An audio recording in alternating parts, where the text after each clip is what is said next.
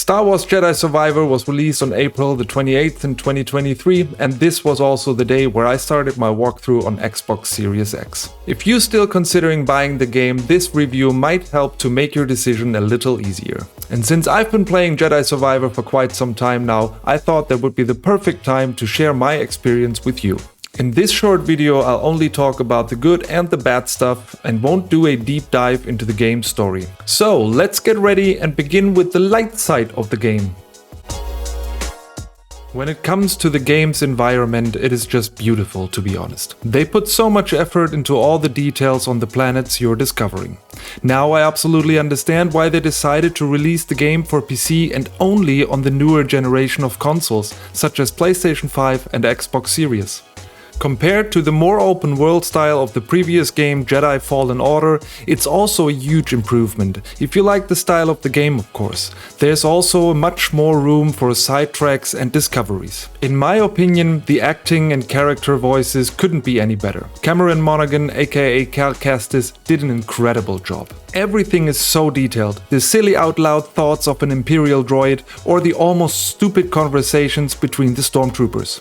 Of course, the other voice actors for characters like Grease, Marin, Seer or our little friend BD1 are fabulous. You basically start the game with all the abilities you had in the end of Fallen Order, and they expanded the Force, lightsaber and survivor skill trees. All these skills you learn in the game makes you feel like a real-life Jedi Master. Tip from me, it's absolutely worth trying out all the lightsaber stances because they each have their own unique playstyle. In general, the game makes me want to watch a TV adaptation of the story on Disney Plus with the same cast, of course.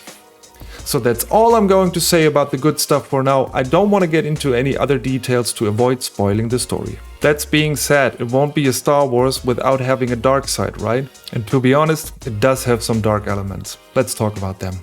The stuttering I experienced in 60 FPS mode was sometimes so bad that it almost destroyed the beautiful environment. I didn't use an FPS counter, but trust me, you don't need one to see those frame drops. Based on my experience, I believe the game came out in an unfinished state. Of course, I can only comment on a gameplay for Xbox Series X, but we all heard about the performance disaster across platforms. I like to play games in performance mode with a target FPS of 60 and resolution of 1440p. The game has a mode which should achieve this, but if you ask me, it doesn't even come close. I also experienced some shadows or ghosting around the character's image while moving, but I'm sure they will fix that in another patch. In terms of the game's open world style, I sometimes felt a little lost. It was very busy with all the town activities, and while I love plants, I don't know why they had to add a rooftop garden. I think what they did with the plants on the Mantis ship from Fallen Order was cute.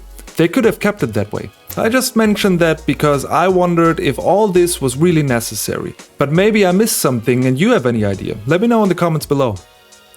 Back to performance. I think they can fix all these issues, but it definitely needs time. And on this note, I'll get to the conclusion. Is the game worth buying or should you wait? So, should it be okay to release a game before it's ready? No, I think in the long run it will only hurt the industry because people stop pre-ordering the game, but we also know that Star Wars Jedi Survivor is not an exception. In fact, this has been my experience with all the game releases this year so far, especially Hogwarts Legacy and Redfall. However, I just love playing the games and I have no idea what goes into development, etc. If you pay full price, you have certain quality expectations, right? But generally speaking, is the game great? Yes. Acting, cast, environment, story. This game, in my opinion, could be Game of the Year. Honestly, you don't have to be a big Star Wars fan to just enjoy a perfectly written story. It almost feels like you're watching a super interesting show on a streaming platform. And if you're fine with playing on console in 30 FPS quality mode, then yes, it is worth buying it now. If you prefer playing in performance mode, maybe enjoy the summer outside instead and get it once they're done patching the game. And if you don't want to buy it at all but want the full main story experience, then maybe check out my walkthrough. Hope you guys enjoyed watching and maybe you want to subscribe to the channel. I'd love to hear your thoughts and experience about Star Wars Jedi Survivor. Leave a comment in the section below. See you guys on my next walkthrough or review on About Games STV. Have a great time gaming and may the Force be with you.